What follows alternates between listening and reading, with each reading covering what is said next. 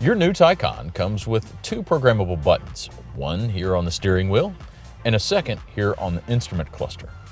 You can adjust or program these buttons through two different methods. One is a long press and hold on the button. Here you can see a pop-up and it tells you which button is assigned and what it's assigned to. Let's change a button assignment. We'll start with the steering wheel button. Select it. As you can see here, there is a long list of possibilities. For this, I'm going to select recuperation on and off for my steering wheel programmable button. X out. You can also do a long press and hold of this button to do the programming.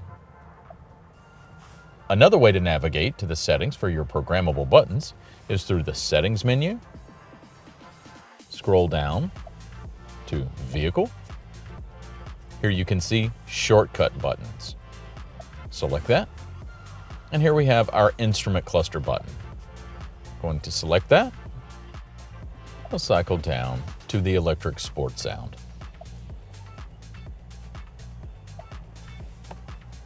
Now when I select either of the programmable buttons, the respective feature will be activated.